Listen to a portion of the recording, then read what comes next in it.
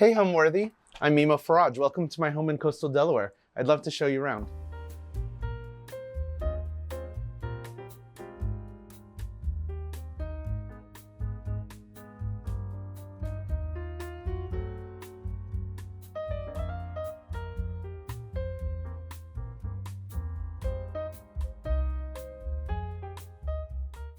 This summer, spend the hottest months of the year in style with Homeworthy as we visit the most extraordinary homes around the world. From the sun-soaked shores of the Hamptons to the classic beachfronts of Nantucket to the vibrant courtyards of Morocco, be sure to subscribe to Homeworthy's summer series to make every day feel like a vacation. You're watching Homeworthy, where we believe every home has a story.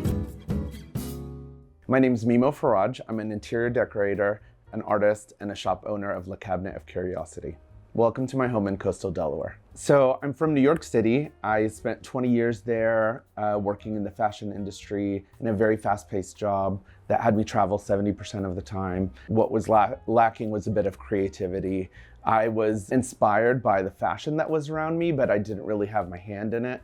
So any opportunity that I could travel for myself, whether it was overseas or across the country, this was something that I always really enjoyed and loved doing. I had friends that had beach houses here in Delaware, and just kind of on a whim, my two nieces were studying at FIT in the city as well. And for Memorial Day, we decided that we would take a quick little trip over, like a weekend trip to Rehoboth. We got here, it was May, it was really cold, so we couldn't go swimming, we couldn't really do anything that we had planned in our mind. So it was just a casual, fun weekend, but we still really enjoyed our time here. And that kind of sat with me in a really great way because my first memory here was just so fun, and it was with family.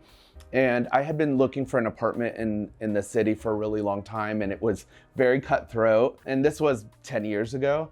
And so I decided that I would look outside of the city. I was looking in upstate New York, and then, Delaware just kept speaking to me, and I decided that I would come to Delaware for another weekend and look at houses. And before I knew it, I was buying this house, which was the 13th house I saw in one day. And I fell in love with it. It was really that simple. I walked in to the house and I knew that it was mine. It had been abandoned for over a year. The whole house was kind of like this weird yellowy color on the inside. Everything was unkept, covered in dust, and it almost spoke to me in a way. And it was really inspiring in that moment. And I felt like it was just kismet, I guess. So I walked through, and I think I went from the front door through the living room into the dining room, and I turned around and it was just like one of the movies that you see, and I was like, this is my house. He's like, I'm sure you want to see the rest of it. But I really knew in that moment, and I started to walk around. I took it all in. Obviously, it's an older house, and there were updates made to it that made it a little bit less true to its period, but I still could see the potential there, and I knew that it had to be mine.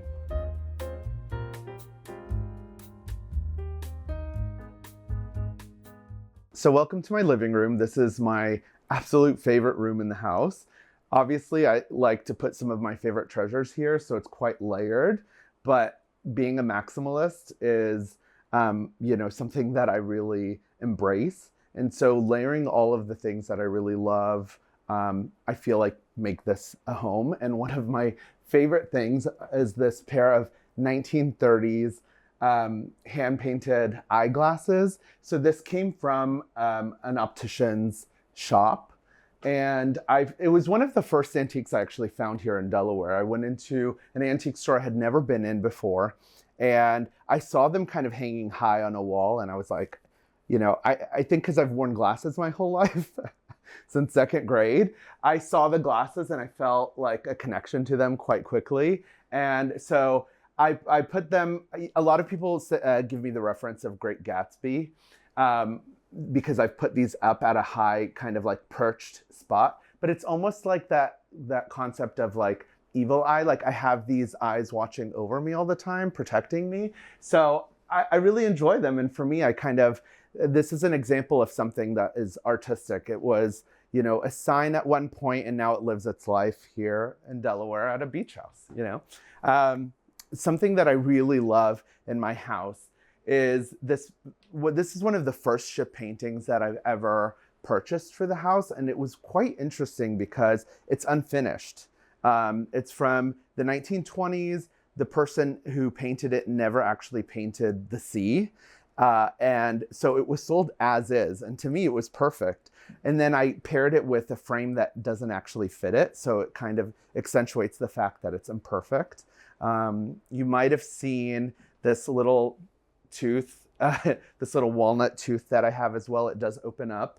I love the shape and the sculpture aspect of molars, and so I started to collect them, and this was maybe the third one I've ever found.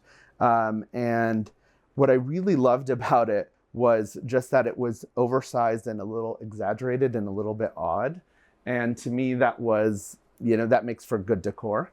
So I'll take you over to kind of this little nook that I have. Here I have a lot of my molars that I collect. My favorite molar is this early 1800s molar. It's made out of paper mache. It actually opens up.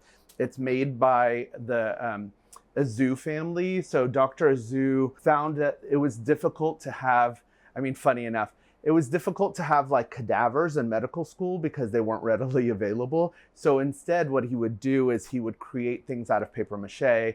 So everything from like insects to animals to molars, and this is a actual Azu, Dr. Azu molar, and this is actually one of the pieces that made me fall in love with molars so much, and the second molar I ever found. So I have another walnut molar here, and then plaster, 1950s ceramic, and then one of my favorites is this wooden piece. It's hand carved and it opens up. And I thought that was quite interesting. So it's, again, the sculptural aspect of the molars is really what fascinates me, and really has interested me over time. This is one of my favorite paintings that I have in the house. It's from 1913. And again, it's like it was sold as is because it has a rip through it. But it's all of these imperfect pieces that really speak to me. And I paired it with this kind of faux bamboo looking frame and gave it an art light. And the topic is quite interesting. It's like a Neanderthal fighting a lion. And to me, it kind of spoke to that like traveler, and that's kind of wandering around in my head, or maybe even a time traveler. So really love that piece. My mantle is one of my favorite spots in the home. The mantle is original to the house. So the mantle is from 1800, so it's 225 years old. However, at some point they added this Oak Ridge kind of cauldron, which I found quite interesting. But here I kind of collect all of my favorite treasures. So all of the corals that I found over time, I love putting them in urns. I think it makes them look really interesting. This is a really cool Bob Sanders painting. At the time that I purchased it, I didn't know that there was a following for Bob Sanders. And I want to say it's from the 1950s. But what I loved about it was how dramatic the frame is and the pairing with this beautiful, very intricate oil painting of a ship at sea. Another favorite item of mine is this pair of foo dogs. Oftentimes you see foo dogs and they look a little gnarly, and these to me really kind of spoke to the oddity factor that I'm always looking for. Their eyes are bugged out. They have really beautiful color and intricate details. These were a thrift store find. And what was really interesting is I think they're one of a kind. And when I tried to look them up online, the only one I could find was one that had been sold out of an estate. And funny enough, I matched the chips and all of the things. So I found out it was actually the piece from that sale. But I love how vibrant the color is and how it really sets the tone for all of the natural elements here on the fireplace. Funny story about the ceiling. So when I bought this house, it had been abandoned for a year. There was water damage to the entire ceiling. And I tried to figure out a way that was cost effective that would allow me to refine the ceiling without, blowing the bank, right? So I had looked at some different coastal cottages online, and I got the inspiration of using beadboard. So I thought, how easy could that be? Buy some beadboard, tack it up to the ceiling. Yeah, no, it took 3 weeks. It took 3 weeks and 3 different friends to be able to get all of this beadboard on the ceiling. And it really wasn't until the last few weeks that the trim work was actually put up. So I lived with it unfinished for a really long time, and I hate saying it, but I'm glad to kind of finally see it finished. What I love about the beadboard ceiling is it has a really nice reflective element to it. So whenever there's like candles on or the lights are on, you can see that reflecting in the ceiling, and I have so much fun with that. The sconces that were original to the house used to be here, and I wasn't able to restore them. And luckily, on a trip to Maryland, I was able to find these wheat sconces, which were really fun. I felt like they were traditional enough that it spoke to kind of the house's character and detail, but they were a very weird color. And so I just a little bit of spray paint and finding the right light bulbs, and I was able to bring them back to life. And I feel like it complements my fireplace quite well. I have little corners everywhere that are really comfortable. So here's in this corner, I often read, I hang out, I have a drink. I obviously like to be surrounded by my things. My couch is one of my favorite places. When I was looking for a couch for the main living room, this living room does not have a TV in it. So it's strictly for socializing and hanging out and chatting with one another. So I wanted a nice deep couch that was comfortable and that allowed me to host a lot of people at one time. And what I really loved about this couch too is that it was a nice neutral base for the rest of the living room. Obviously over time that didn't work for me because my maximalist mindset put me in a position where I started to add pillows. I added pillows, I changed pillows. Some of the original pillows are inside, the new covers, but they're comfortable, and I know that it looks very orchestrated right now, but when friends come over, I'm like, rip it apart, get comfortable, use all of the pillows. That's something that I really enjoy about having a good seating area. Another one of my favorite paintings in the house. I will say I have a lot of art in this house. Paintings are probably my favorite form of art, and every single wall has a painting on it. This painting has quite an interesting story. I wasn't really shopping eBay too much at the time when I started to search for ship paintings and other things. And I had this one moment, one day where I wanted to search for equestrian paintings. This happened to pop up, and I loved the scale of it. It's about 5 feet wide, and it was just very dark and moody. And the horse has this crazy look in its eyes. After winning the auction, the quote came through to ship it to me, which was like 4 times the price of the painting itself. And so I looked up where the seller was, and they were in the Poconos, and I'd never been. And I'm like, okay, great. Pennsylvania, that's like an hour away, right? No, it was like 4 hours. There was no cell phone service. It was, in the middle of nowhere in this large cabin. But I secured the painting and I brought it back to Delaware, and now it lives proudly over my couch. So absolutely love that piece. A new find for me, something that I really had been on the hunt for a very long time, was a coffee table that I could work into this space. I needed it to be a certain size.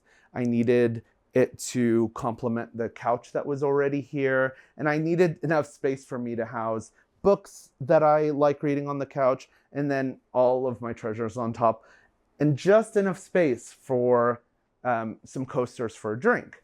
I came across this, I think it's called a library table.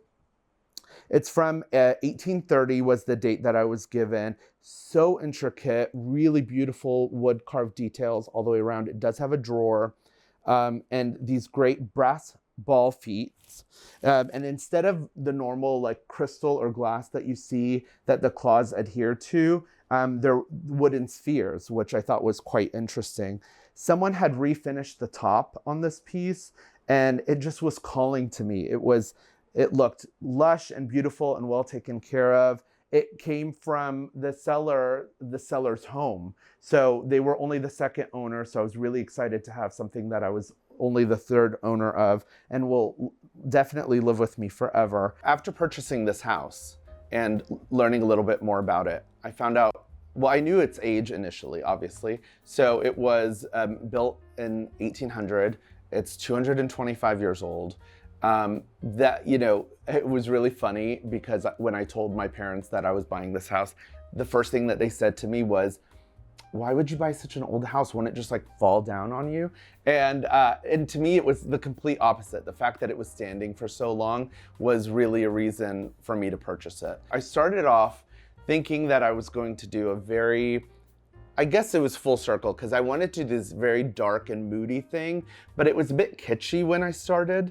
And then I shifted to nautical, but not the nautical that I have today. It was a bit more kitschy as well. And I think I was just trying to understand how can I decorate such a big space and still make it feel like it was genuine to who I was, to what my aesthetic was.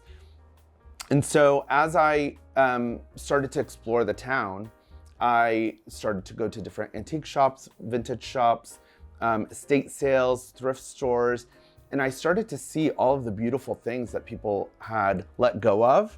And it was really shocking to me because anywhere I've lived before, those things weren't as accessible for me. In New York City, it's just everything's priced really crazy. So here I was really able to find beautiful things that spoke to me and that really helped identify the traveler artist that I was in my mind. So slowly but surely, there were so many things that I initially bought that kind of went out the door, and then I started to identify exactly what I liked and curate the house that you see today. So the staircase in my home is central to the home, but it's across from the entrance of the house. So I'm gonna walk you through the foyer a little bit. But I did want to stop here because the ship gallery wall is, I'm going to say a lot of things are my favorites, but it's obvious because it's my house and I bring all of my favorite things.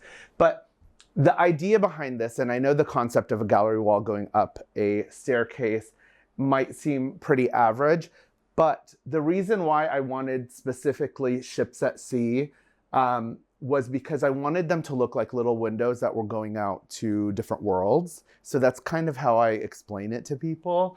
Each ship painting is from a different period. They're done in different ways. Some have fancy frames, some do not.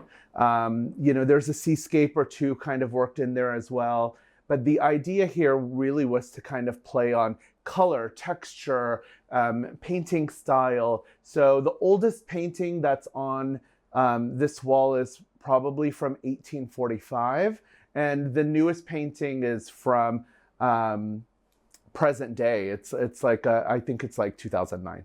So there's really just kind of a great mix of everything on this wall, and that's why I love it. And so when clients or friends come to talk to me about how they can start a gallery wall, I bought this painting and then I bought those two paintings and I just threw them all up. And so they always want to talk to me about being afraid of putting holes into the wall. But honestly, if you remove this gallery wall, there's probably 50 holes in this wall.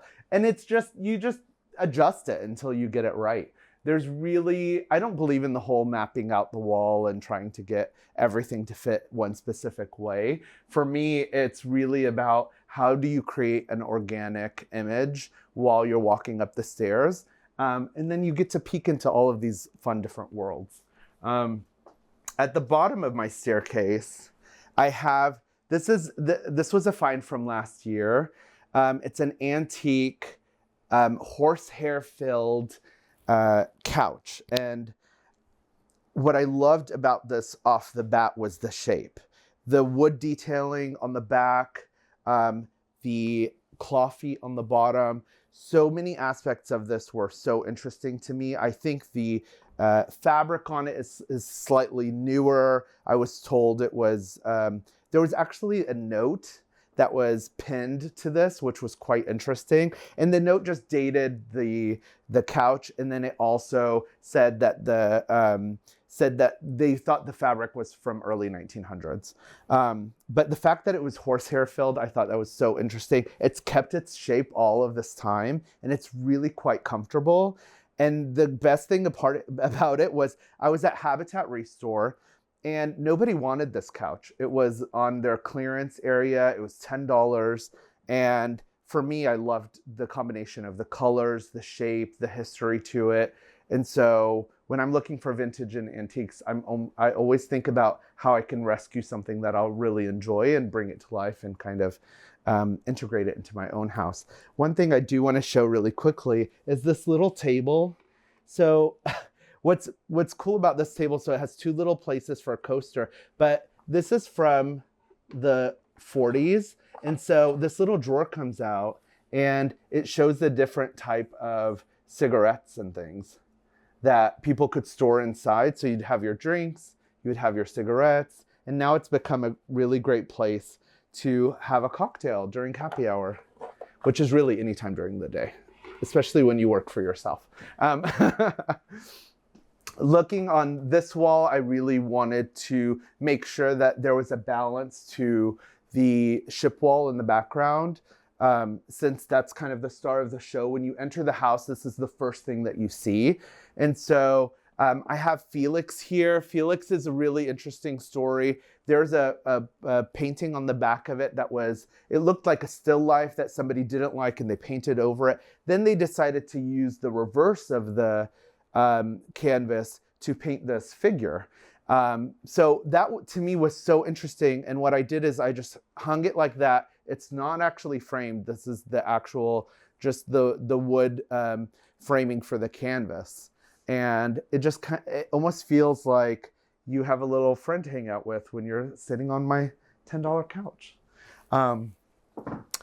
This little corner was my first curiosity cabinet in the house. I have a handful of them, but when I'm out shopping and collecting things, I find so many littles that I absolutely love.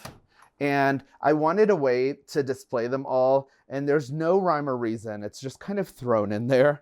But what's great about these cabinets is that you don't have to dust anything inside of them, because I know that's everyone's first question. It's like, okay, how do you keep everything clean? Honestly, I don't dust that much. So these little kind of oddities and trinkets and antique things just hang out in here and tell their own story. On the top, I have the oldest painting in the house. So I bought this from a seller in Canada a few years ago. It's from the 1700s. It's, they had a huge disclaimer. It's falling apart. The paint is chipping off. The frame is broken. I loved how moody the ships were against the foggy sky. And so one of the first things that I did was made sure that I restored from the back the frame, so that way I could keep this painting as long as possible. And I just let it live on as it is. So it's chipping. Every year I find little pieces of it on the ground. But what I love about it is it tells a story on its own. And then for a while I collected ironstone. I kind of go through these cycles of what I like to collect. So when I had all white ironstone on top of here, I got a little bored. So obviously I started to integrate things that I loved: shells, corals, little tchotchkes and things that I thought were fun and interesting in one way or another, or like even a pair of candles that I thought were quite pretty. This table was another fun find. This was a roadside find, so it was free. And I just loved how wide it was. And I thought, okay, how can I create something in the foyer that's still interesting and engaging? And I came up with this idea called a discovery table, which I took from like the museum. Basically, they create these for kids to touch and feel insects and animals and rocks and all of these other things. So I wanted tables that were interactive in that same sense. So someone might look at this and say, oh, it's just a vignette, a collection of a vignette of a collection, which is true. But the idea here is to also play into the sensory thing. So, I have a little piece of artwork that you could pick up from the 1700s, and it was something that I thought was really beautiful, and it is delicate, but it gets lost on a wall. So having it down here where someone can pick it up and look at the details, I thought was quite interesting. But I collect a little bit of everything. So, I have paintings of a painting of a ship, some mushroom paintings, tramp art is a favorite of mine, an antique bird cage, and then my absolute favorite piece on this would have to be this bust, which actually my parents bought at a garage sale in the 70s. And my mom was like, I want to get rid of this. And so I carried it back from Texas in my hand luggage, and it just works perfectly in my house. And so just lots of fun things to really kind of look at and engage in the house. And I love really layering everything together to make people feel like they want to come closer and they want to engage with it.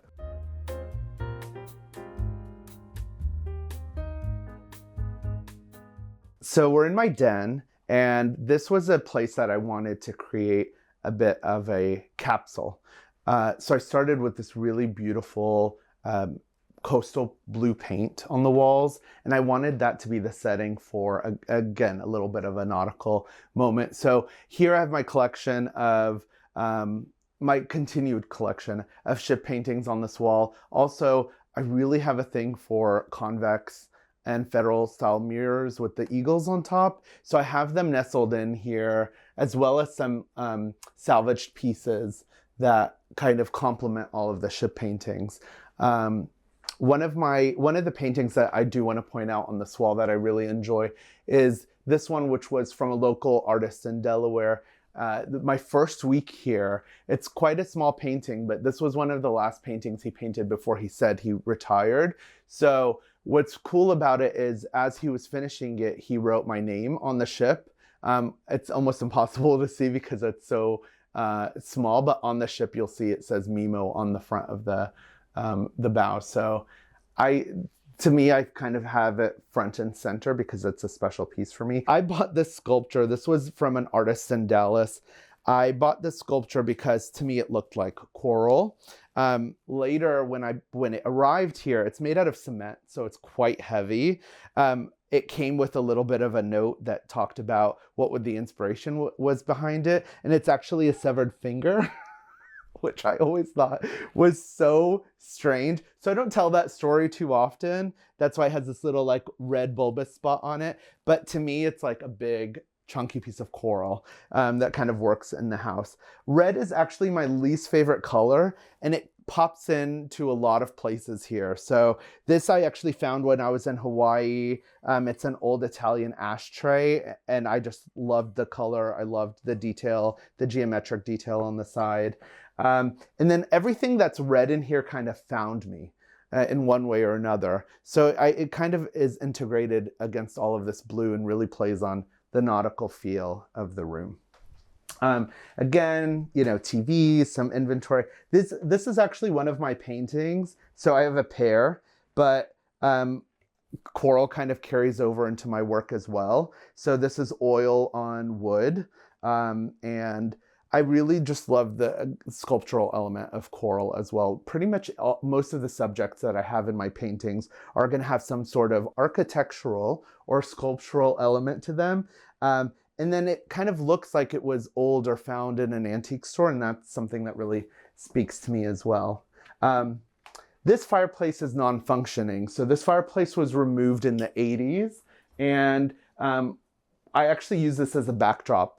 If you've shopped my page before, this painting looks quite familiar. I use this as a backdrop for photographing all of my product.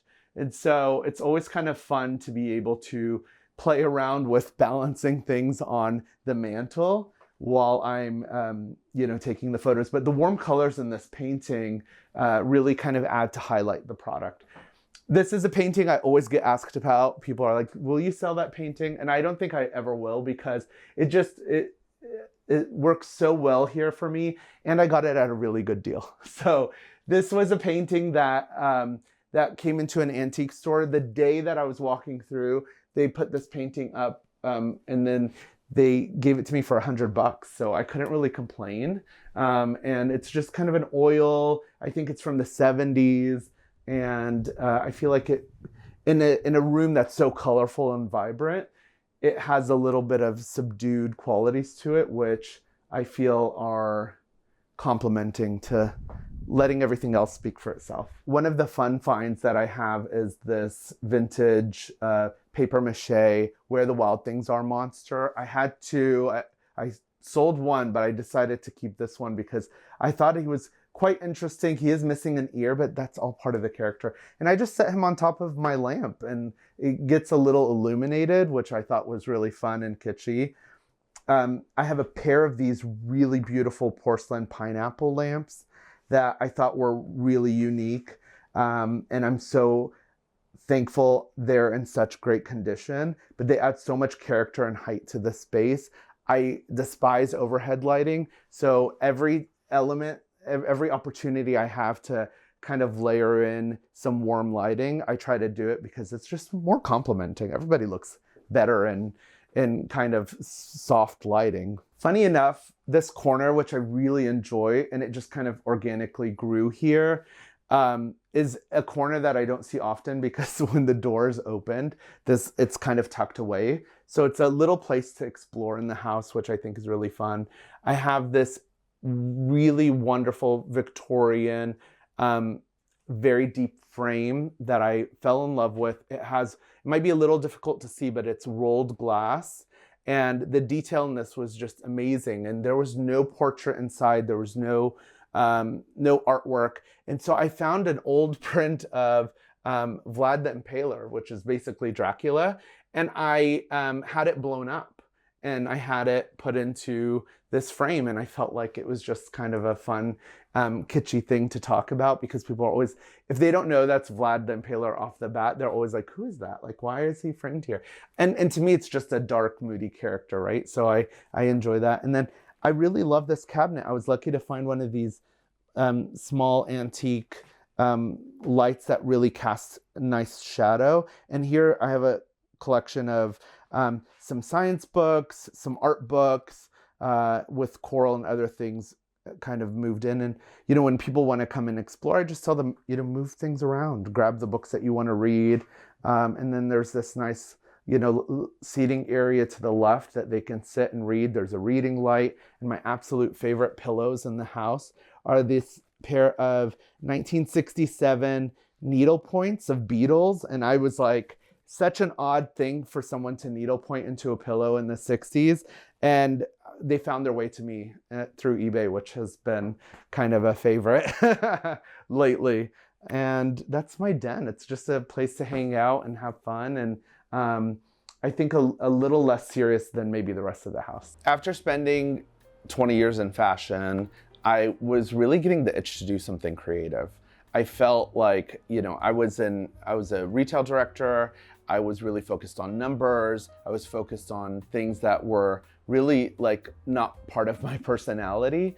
For me, it was always about being creative, focusing on my art. I'm a painter, and I work in a few different medias as well. And I wanted to do something that I felt would allow me to fuse my creativity and my passion for art.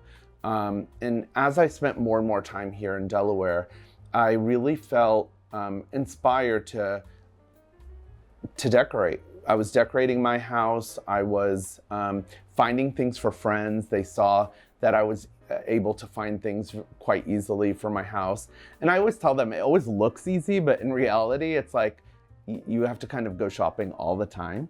And so at the start of the pandemic, I had a decision to make. Do I stay in New York City? Do I try to, balance like working, remotely in fashion, which was still clearly undefined? Or do I make the jump and I move to Delaware full time?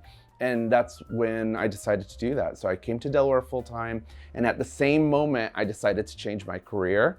So it was a bit of a whirlwind. It was like pandemic, leaving the city that I love, and then coming to a quiet small town.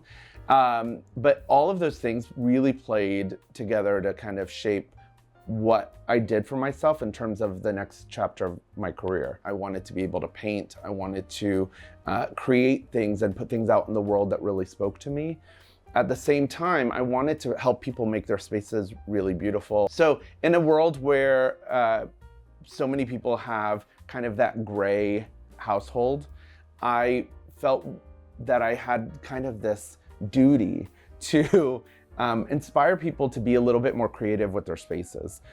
And in that, I think people often look at decorating their space with only decorative items.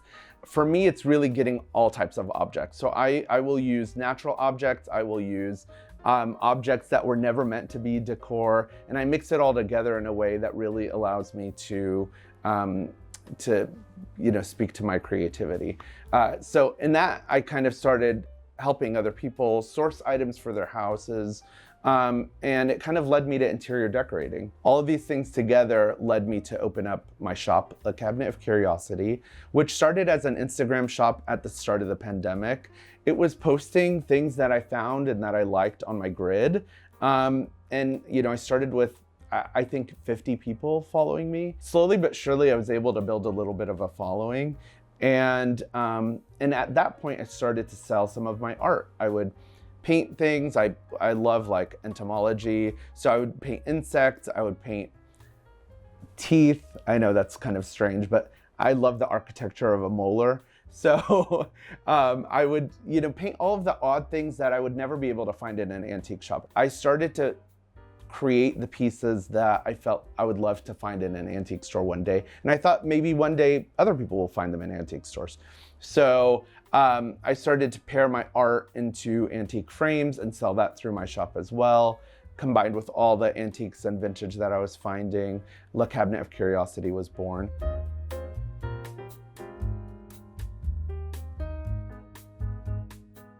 Welcome to my dining room. What I love about this room is it's central to the house. You can access it from the living room and the kitchen.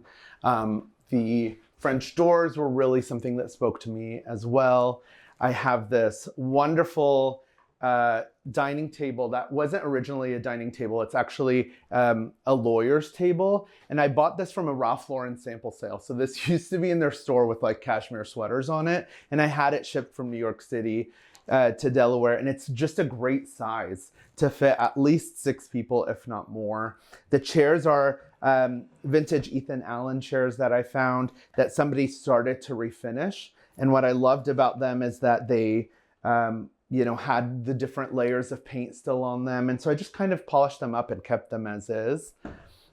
One of my favorite things in this space is to kind of create a gallery. So while people are sitting and hanging out, there's like this intimate wheat chandelier that we can adjust the light on. And then they can enjoy the artwork on the walls. And I have 2 different discovery tables in here too, similar to the one in the front of the house, that have lots of collected things while being flanked with lots of fun artwork. If you're one of my friends coming through the kitchen, this is going to be the first discovery table that you see. So here I have a lot of wonderful tchotchkes and things that I've collected over time. Always lots of coasters, so people can use that for putting their drink down. But here I really kind of created a backdrop with art that I enjoyed. Obviously lots of nauticals and interesting pieces of art that are worked in with a little bit of nature inspired. And again, people are welcome to go through and play with, objects, pick up objects and really discover what's there and enjoy it. On this side of the dining room, I have another discovery table. This was really based on, a collection of spheres that I had, and then really expanding on like the dark wood tones and things that grew into the artwork as well. And this wonderful antique mirror that I found last year, it kind of replaced the more contemporary mirror. But what I really enjoyed about it was the ghosting, which is that kind of like faded look that the mirror has. It really just complements the moodiness of all of the collection in front of it.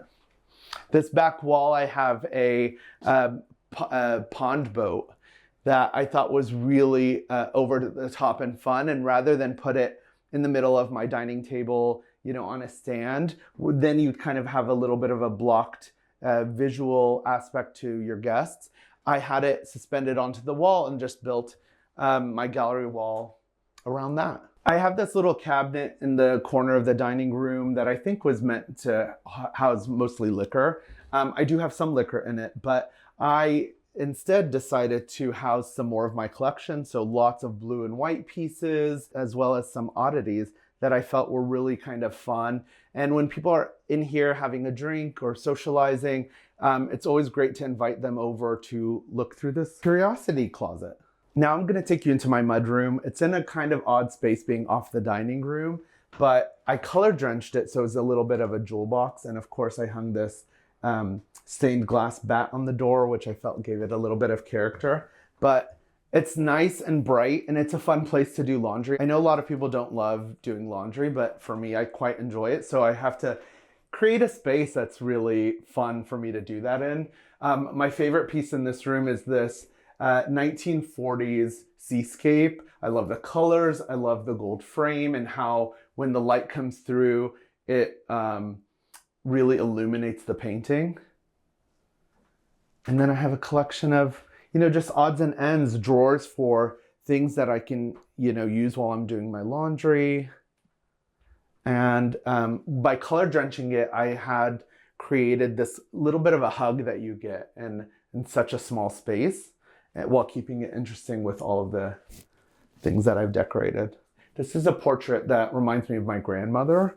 I found it right before she passed, and it arrived after she passed. And so because she's in the center of the house, I feel like she's always watching out for me. Just kind of another thing that I really love, making my house a home by bringing an element of my family into it. So this is the entrance into the kitchen and the breakfast room that my friends come to visit. I know that I have a lot of traditional and classic paintings in the house, but I do collect some abstracts too. And because this is the breakfast room, I think it's always kind of fun to see these bright colors in the morning. Even the doors painted a fun green. I've kind of created a nook, really just kind of a fun and comfortable place to, when friends stay over, we can have breakfast here, or if it's a couple of friends, they can sit here and I can cook in the kitchen. In my house, I have over 100 ship paintings. So every room pretty much has some ship paintings in it.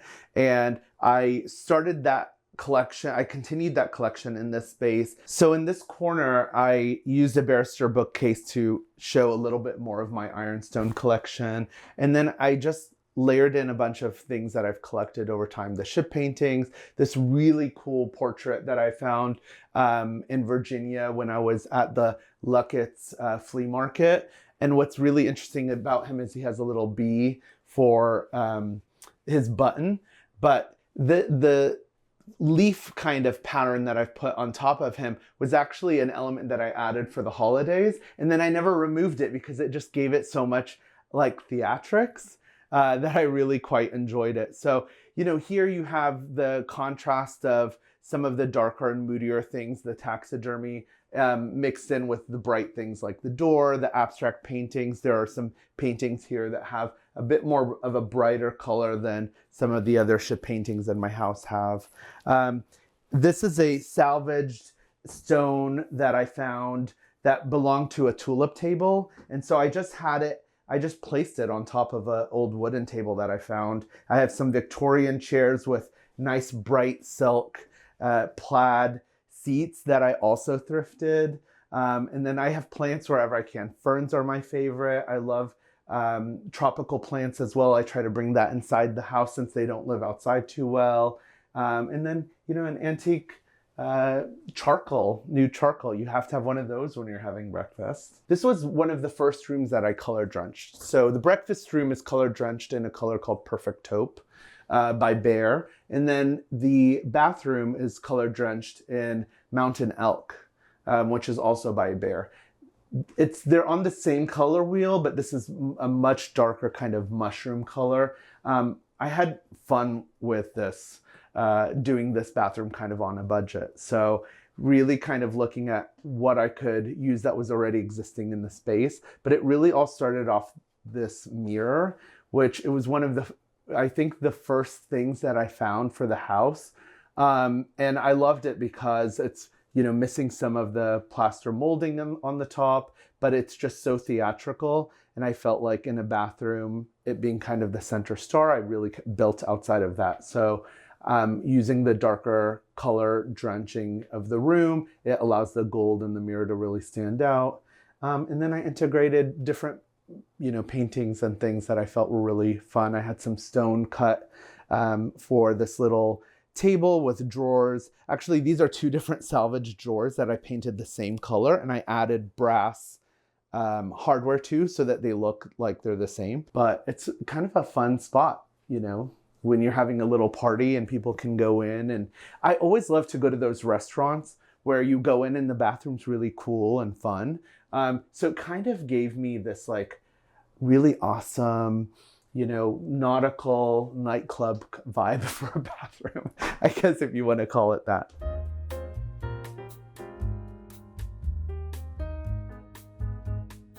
So we're at the top of my stair landing, and this sea captain was the first nautical piece I've ever bought. So I bought this in New York City about 20 years ago, and it was high up in an antique shop. I feel like all the best things are hidden, right? So it was high up in an antique shop. It had no frame on it. And I bought it, and then I found this frame on the side of the street in the city. And they don't fit, but to me they do. So I kind of like that contrast of the painting not actually fitting into the frame. And then this is my guest room. So this is where my guests stay, or as my mom says, this is her room.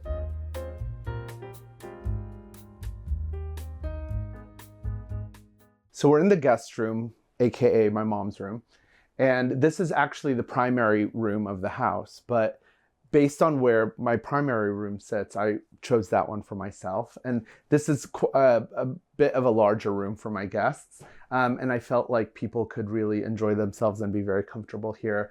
This is something that I thrifted with my mom when she came to visit me in Delaware. And it's a painting of some botanical elements that I thought was really nice and calming. So I took inspiration from this piece to play off the colors in the rest of the room. Really kind of subdued tones, pops of green and reds and other things that felt very kind of natural to not only the space, but to complement this piece, which I felt was the center of the room. I have a collection of masks. I'm really particular about the masks that I want to collect. And I haven't really found exactly what that is. So I'm organically letting it grow. I'm placing them in odd places, but my goal is to have this whole kind of side filled up with masks and cover some of the old ceiling. So when my guests are here, I want them to have just as much of an interesting space as the rest of the house. I know sometimes people want a bit more of a calm space for their guests. I feel like you can definitely achieve calm with within a maximalist aesthetic. It's just pared down a little bit. So bringing in lots of fun color. This is a thrifted find of mine, as is such a great green. I brought up one of my convex eagle mirrors as well. Lots of books for reading, places to sit. But my absolute favorite are these oversized moths prints that I found.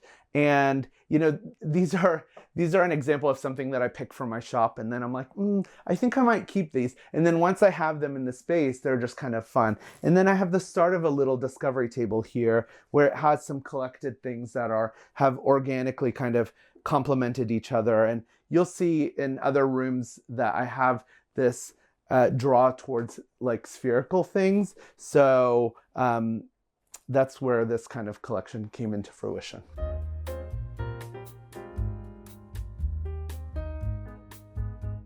So for much of my career in fashion, I worked for an English company and I learned the concept of a drawing room.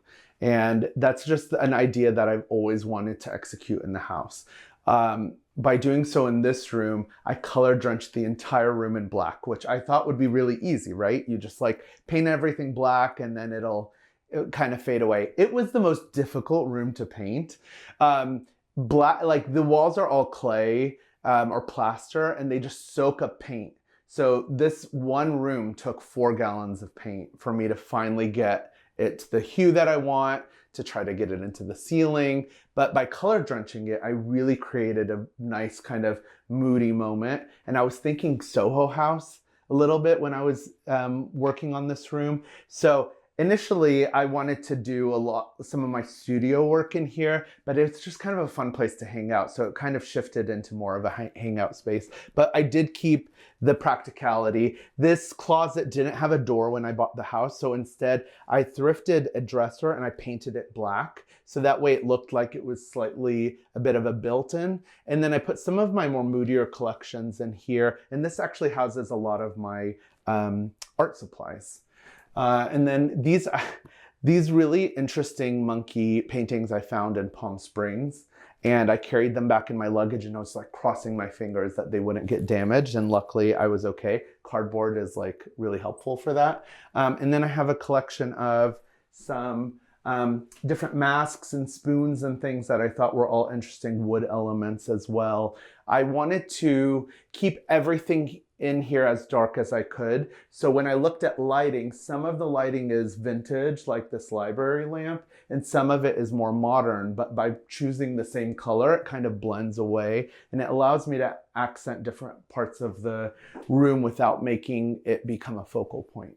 There's 2-3 chairs in here, so it's really like a place to have a cocktail or hang out or read a book or have your morning coffee. And it's just kind of nice to be surrounded by this one dark color. I do want to point out this really cool nautical chandelier that I found and restored. I rewired it myself, and it was quite an interesting project to do, but I loved it because it kind of reminded me of Addams Family. I don't know, because it's not navy, it's actually black and white.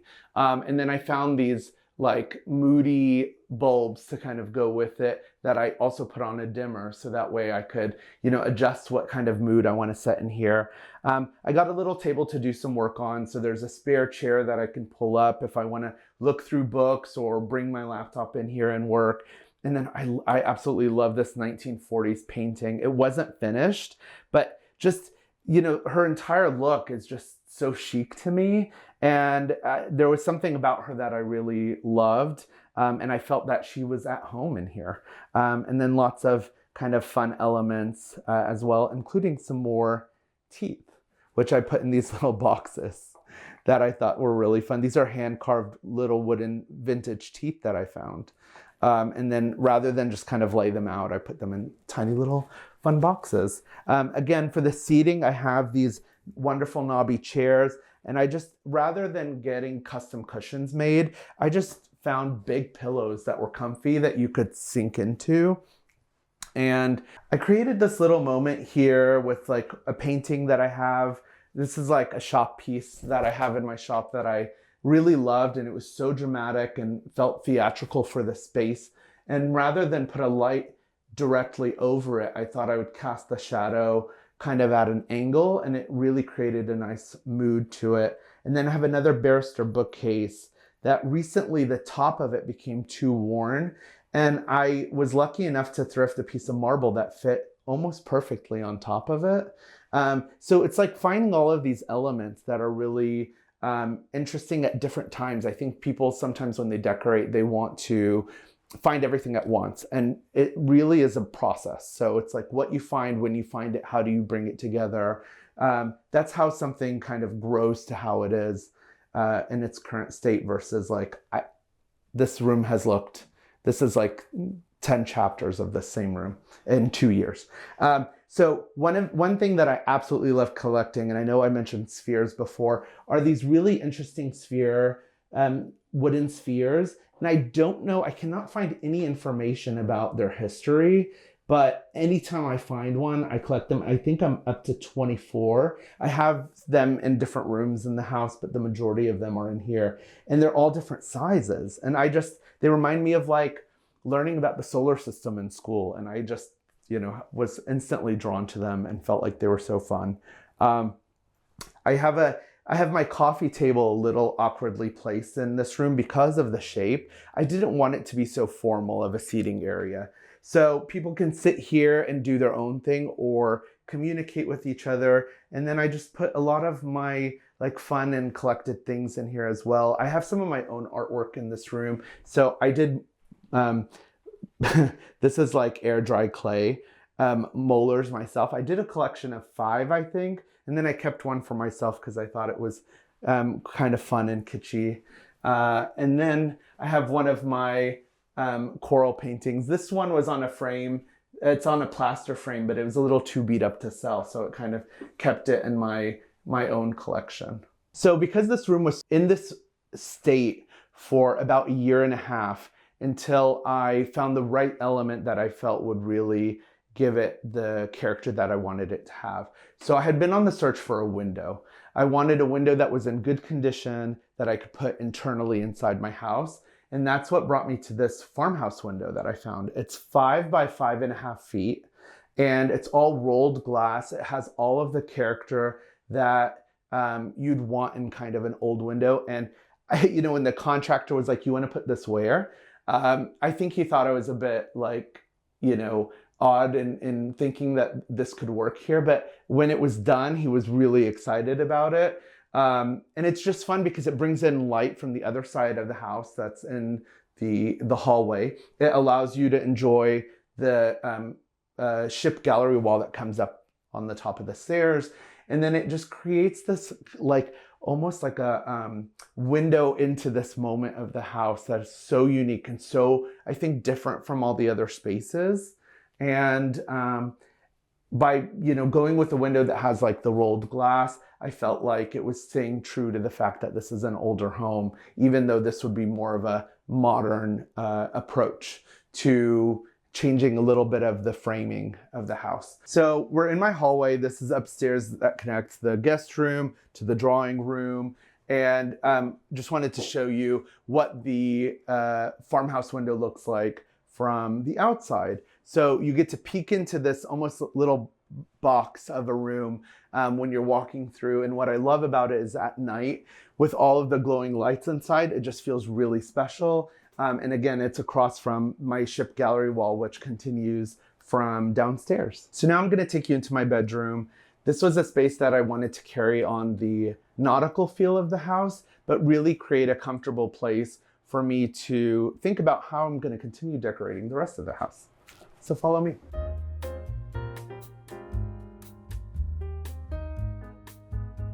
So we're in my bedroom, and this is a piece that I worked on. It's the largest coral painting I've painted. I just kind of wanted it across from my bed so that way it was always very calming for me to look at. And it kind of set the tone for the nautical feel for the rest of the room. I found this really intricate bookcase that I absolutely loved. It has all of these like knobby elements to it that I thought were really fun. The books that are, not just for looks that I'm grabbing and I'm reading. It's a pain to dust, but it looks really, really cool. A little story about this cantaloupe painting. Last year I went to Massachusetts and I went to Edward Gorey's house. He's an artist that I was really inspired by. I loved his styling and to be able to go into his house and kind of see the aesthetic of his, the things he collected and the things he had around him. It was really inspiring to me. And he had a cantaloupe painting in his kitchen. And so then I was on the lookout for a cantaloupe painting. And I found this one, which I thought was really cool. And that initially I thought they were bats that were on the corners, but I think they're moths. And it's just something that, like, the timing of finding it right after going to his house, I thought was really kind of a fun piece. And then I love layering my bed with lots of really great fabrics. My duvet cover is from Ballard Designs, and I love how thick and canvasy it was and the nautical stripe. And then I just layered some patterns on top of it. So for me, comfort and cozy is super important. And then, of course, another ship painting. I flanked the sides of my bed with 2 different tables that were similar in size and shape. And then I played with similar colors on the lamps, but then I put the same types of lampshades and finials to tie everything together.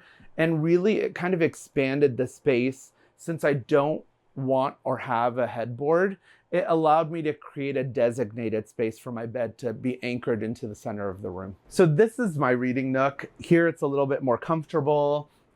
It's a down-filled chair that I found that's kind of a little over the top with the print, but I felt like it was just the right size and everything for the space. And I put it underneath I have a little gallery wall going here with some of my absolute favorite paintings. So there's this dark shadow of a horse on the top, and this British naval commander.